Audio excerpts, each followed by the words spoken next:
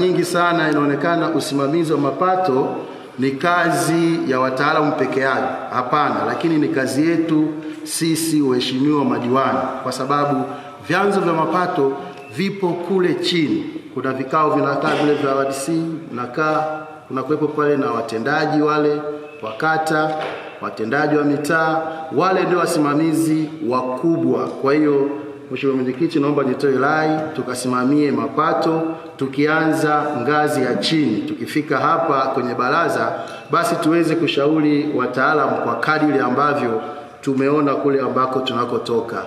Lakini lingine, Mheshimiwa Mwenyekiti, usimamizi wa miradi.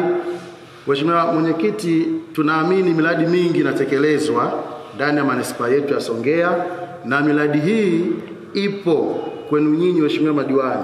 Naamini kila Mheshimiwa madiwani hapa kuna mradi unatekelezwa katika kata yake. Naomba nitoe rai tusimamie hii miradi, kwa sababu ndiyo kuisimamia au kuitekeleza ilani ya Chama cha Mapinduzi. Mojawapo ni kusimamia miradi kikamilifu. Tunakuwa na uzoefu mpaka mradi umeharibika kabisa ndio tunapata taarifa kwamba huu mradi umeharibika, lakini Mheshimiwa diwani upo pale. Hebu angalia kila hatua ambayo unaenda, unaona kwamba hapa kuna dalili ya kukwama huu mradi, chukua hatua ya haraka ili mradi usiweze kukwama. Hatutarajii kuona halmashauri yetu inavurugana na wataalamu kwa namna moja au namna nyingine, kwa sababu lengo kubwa ni kutoa huduma kwa wananchi.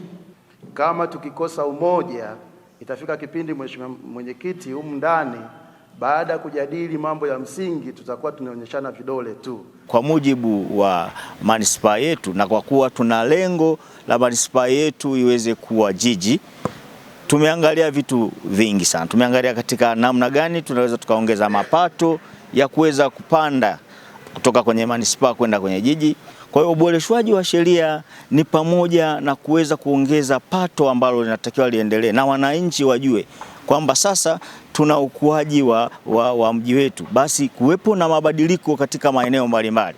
Kwa maeneo mbalimbali tunaweza tukaona namna katika utoaji wa ushuru, katika utoaji wa tozo mbalimbali. Kwa sheria hazijaja kuwabana, bali zimekuja kutengeneza ufanisi zaidi wa kukusanya mapato, na vile vile kuelekeza kila mwananchi hatambue haki yake na mabadiliko yanayotaka kutokea ndani ya manispaa ya Songea.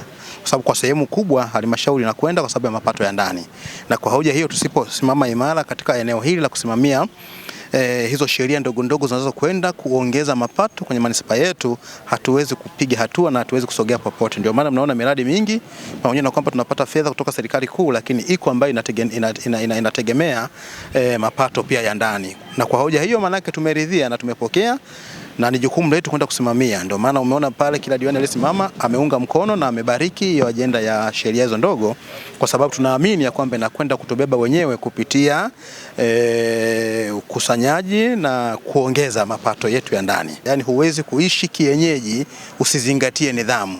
Kwa hiyo tumepokea tukiwa tunaamini wazi ndio sehemu ya kwenda kutufanya tuwe wamoja zaidi, na ili halmashauri yetu iweze kusogea mbele. Tusipokuwa na nidhamu, tusipokuwa na umoja, tunaweza tusifike tunapotaka kufika.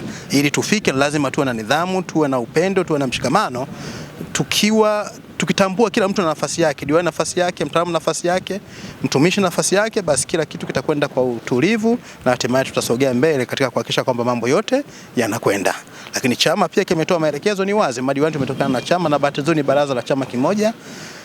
Wao wamesisitiza kwa nafasi yao kwamba tunatakiwa tusimamie yale tunayokubaliana kama madiwani, na wao pia wamekiri, wamesema kwamba watasimama pamoja nasi katika yale tunaamini kwamba yanakwenda kuwasaidia wananchi.